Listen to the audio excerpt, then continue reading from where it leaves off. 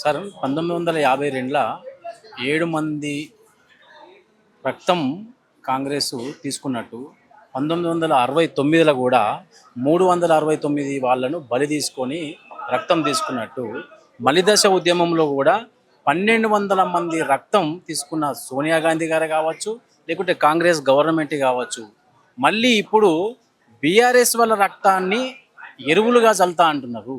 ఈ భాషను కానీ లేకుంటే ఈ రక్తం గొడివేది అసలు తెలంగాణలో ఏం నడుస్తుంది, ఏం సమాచారం నడుస్తుందని చెప్పి ఒకసారి మీ ఆలోచన ఏం నడుస్తుంది సార్? యనుమల రేవంత్ రెడ్డి మొదటిగా చెప్పేది ఏంటంటే, నువ్వు ఒక ముఖ్యమంత్రిగా పనికిరావు. You are a unworthy CM, unworthy chief minister.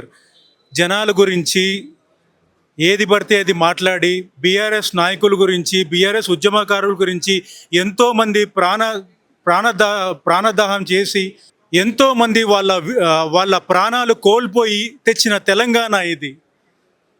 ఒక సీఎం, ఒక ముఖ్యమంత్రిగా నువ్వు మాట్లాడే పద్ధతి అసలు జనాలకి నచ్చట్లేదు. ఎప్పుడు చూడు రక్త పిశాచిలాగా రక్తం రక్తం రక్తం అని చెప్పి నీకు ఏది నోటికి ఎంత వస్తే అంత మాట్లాడుతూనే ఉన్నావు. ఎప్పుడు మా జాతిపిత కేసీఆర్ సార్ని ఎప్పుడు ఆయన బాగుకు కోరుకోకుండా ఎప్పుడు ఆయన చచ్చిపోవాలి, వాడు కొడుకు చచ్చిపోవాలి, వాడు మనమడు చచ్చిపోవాలి అని చెప్పి ఎంతసేపు నువ్వు మా కేసీఆర్ ఫ్యామిలీ మీదే, మా జాతిపిత ఫ్యామిలీ మీదే చూపిస్తావు. కానీ అసలు నువ్వు జనాలకి ఏం చేస్తున్నావు? అసలు నువ్వు జనాలకి ఏం చెప్పదలుచుకున్నావు?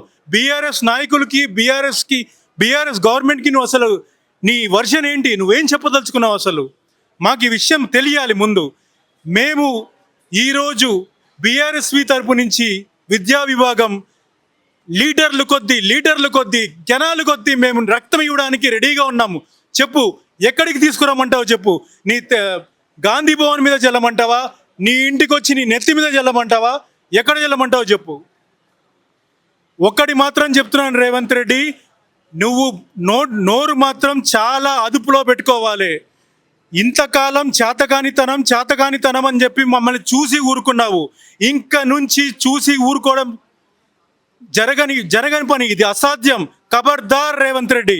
నిన్న మొన్న రేవంత్ రెడ్డి గారు చేసిన వ్యాఖ్యలు ఏంటంటే, పొలానికి నీళ్ళు అన్న పాపానికి బీఆర్ఎస్ పార్టీ వాళ్ళ రక్తం తీసుకొని చల్లుతా అన్నారు. దీనిపై మీరు ఏమంటారు అన్న ఒకసారి? అన్నా, బీఆర్ఎస్ ఆధ్వర్యంలో మేమందరం కూడా ఈరోజు రక్తదానం చేయడం జరిగింది. ఎందుకంటే రేవంత్ రెడ్డి ఏదైతే ఉన్నాడు సభల్లో బీఆర్ఎస్ వాళ్ళ రక్తం చల్లుతా కానీ పంటలు పండవని చెప్పేసి అన్నాడు. మా బీఆర్ఎస్ వాళ్ళ రక్తం మేము ఇయనికి సిద్ధమైనాం. అందరూ రక్తదానం చేయడానికి కూడా వచ్చినాము. అందరం 150 మందికి రక్తదానం ఇచ్చినామన్నా. ఇప్పుడు పంటలు పండుతాయా లేకపోతే రక్తదానం కావాలని చెప్పేసి, రక్తదానం కావాలంటే మీ రక్తం ఇయనికి సిద్ధంగా ఉన్నాం. మా రక్తంతో పంటలు పండుతాయంటే ఇంకా రక్తం ఇయనికి కూడా సిద్ధంగా ఉన్నాము. కానీ రేవంత్ రెడ్డి ఒక టెర్రరిస్ట్ లెక్క పాకిస్తాన్లో ఉన్న పేరేం పేరు అన్న, జిహాదీ వాళ్ళ పేరు, వాడు ఉన్నాడో లేదో వాడి రూపంలో ఇక్కడ ఉన్నాడన్న. పాకిస్తాన్ కన్నా అద్మానంగా టెర్రరిస్టుగా దాగుద్ రూపంలో రేవంత్ రెడ్డి ఉన్నాడన్న. మా రక్తం కావాలని చెప్పి తీసుకుతాడు. మేము రక్తం కూడా ఇవ్వడానికి సిద్ధంగా ఉన్నాం. పంటలు ఏ రకంగా పండుతాయో అని చెప్పి నీళ్ళు ఇవ్వమని చెప్పి మేము అడుగుతా అంటే పంటలు మీ రక్తంతోనే పండిస్తామని చెప్పి అంటున్నాను రేవంత్ రెడ్డి. మేము అందరం బీఆర్ఎస్ రక్తం ఇవ్వడానికి కూడా సిద్ధంగా ఉన్నామన్న. అందరం రెడీగా ఉన్నాం. ఓకే, థ్యాంక్ యూ అన్న. అన్న, మీరే విధంగా చూస్తారన్న ఇదే విషయాన్ని? మీరు చెప్పండి అన్న, ఒక జర్నలిస్ట్, యాజ్ ఎ జర్నలిస్ట్గా ఆ రోజు మీరు అడిగిన ప్రశ్న ఏంటి రేవంత్ రెడ్డి? మీరు చెప్పండి, మీరు ఏమని అడిగిన ప్రశ్న? రైతులకు నీళ్ళు వస్తలేవు, ఎల్నినో అనే ప్రభావం తీవ్రంగా పడ్డది తెలంగాణ రాష్ట్రంలో, మళ్ళీ ఎల్నినో ప్రభావాన్ని తిప్పికొట్టడానికి మీరు ఏ విధంగా ప్రణాళిక పెట్టిర్రు అన్నది. దీనికి ముఖ్యమంత్రిగా ఆయన చెప్పిన ఆన్సర్ ఏంటంటే, హింసను కోరుతూ మా విద్యార్థి విద్యార్థులను రెచ్చగొడుతూ ఆయన చెప్పిన మాట ఏంది, బీఆర్ఎస్ పార్టీ కార్యకర్తల రక్తం కొయ్యండి, ఆ రక్తం వారిని పొలాలు వండుతాయి. సరే రేవంత్ రెడ్డి గారు, మీకు ధనదాహం ఉండే, భూదాహం తీసుకున్నావు, ఇప్పుడు నీకు రక్తదాహంకి వచ్చినావు, రక్తం తాగుతావా? కోషిస్తాము లేదా కొయ్యనన పోయి 1200 మంది అన్నలు చచ్చిపోయారు. అవునా కదన్న? యావరేజ్గా తొలి దేశ ఉద్యమం, మలి దేశ ఉద్యమం 1500 మెంబర్స్, 1500 మంది దాకా చచ్చిపోయారు. ఇదే కాంగ్రెస్ గవర్నమెంట్ అని చచ్చిపోయారు కదన్న. బలిదానాల్లో తీసుకురు తెలంగాణ. అసలు నువ్వు ఎవరిని అడుగుతున్నావు అన్న? తెలంగాణ సాధించి తెలంగాణ రాష్ట్రం తెచ్చుకొని మమ్మల్ని అడుగుతున్నావు నువ్వు రక్తం కోసం? రక్తం కాదు, ప్రాణాలే అర్పిస్తాం తెలంగాణ రాష్ట్రానికి. ఇంకా ఎన్ని తీసుకుంటావో తీసుకో, మేము రెడీ ఉన్నామని కోరుకుంటున్నాం. అక్కడ నీళ్ళు కేసీఆర్ గారు కట్టిన project lift irrigation project, world's largest lift irrigation project. Telangana ప్రభుత్వం ఏర్పడిన వెంటనే కేసీఆర్ గారు మన ఈ చెవెళ్ళ దగ్గర అక్కడ గడ్డి అన్నారం దగ్గర ప్రాజెక్ట్ కట్టిన తర్వాత అంతే కదన్నా, అసలు కాళేశ్వరము కూలిపోయిందని అంటున్నాడు, కాళేశ్వరంలో నీళ్ళే లేవు అంటున్నాడు కదా, దీనిపై ఏం చెప్తారు మీరు? కాళేశ్వరంలో నీళ్ళు పోయినప్పుడు ఇప్పుడు రిజర్వాయర్లో చూసేది మిడ్ బన్నర్ల వాటర్ లేవా, కొండపోచమ్మల వాటర్ లేవా, ఎల్లంపల్లి రిజర్వాయర్ల వాటర్ లేవా? ఈ వాటర్లు అన్నీ ఎడికెళ్ళి వచ్చినాయన్నా? ఒకవేళ కాళేశ్వరమే తప్పంటే ఈ రిజర్వ్లో వాటర్ ఉండదు కదా. ఇప్పుడు ఇప్పుడు మనకు వచ్చే పంట ఎడికెళ్ళి వస్తుంది? ఆ వాటర్ లేకుండా మనకు పంట ఏడిది తెలంగాణదా? మిషన్ భగీరథ ఏది? హౌస్ పంపులు ఎందుకు ఆన్ చేస్తున్నావు? ఇప్పుడు కూడా సాగునీటి సరఫరా, త్రాగునీటి సరఫరా, మన ఇండస్ట్రీస్ వాటరు అన్ని ఎడికెళ్ళి వస్తున్నాయన్నా? మిషన్ భగీరథ వాటర్ నుంచి కాదా? ఆ పైప్ లైన్ నుంచి కాదా? ఎందుకు ఈ మాయమాటలు చెప్తున్నావు రేవంత్ రెడ్డి గారు? నాకు అర్థం కాదు.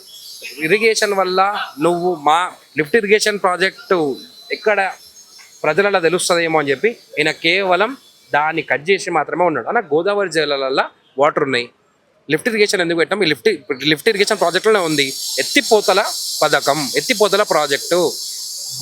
ఆడికెళ్ళి మేడిగడ్డ నుంచి వాటర్ ఎత్తిపోసి మన ఆడికెళ్ళి కింద నుంచి మన గడ్డానారం, సుందిల్లా ఆడికెళ్ళి మళ్ళా రిజర్వాయర్స్కి Kondapochamma Sagar, Yellampalli reservoir, mid Maneru reservoir, ఇక్కడి నుంచి మళ్ళీ కింద పొలాలకి, తర్వాత నగరానికి ఇలా కొన్ని లక్షల క్యూసెక్ల నీళ్లు పైప్ లైన్స్, లూప్ లైన్స్లో వెళ్ళి ప్రజలకి త్రాగునీటికి, సాగునీటికి, పంటలకి, పొలాలు పండాలని చెప్పే కదా ఆ రోజు కేసీఆర్ గారు ఇంత ఘనంగా కొన్ని లక్షల కోట్లు పెట్టి కట్టింది.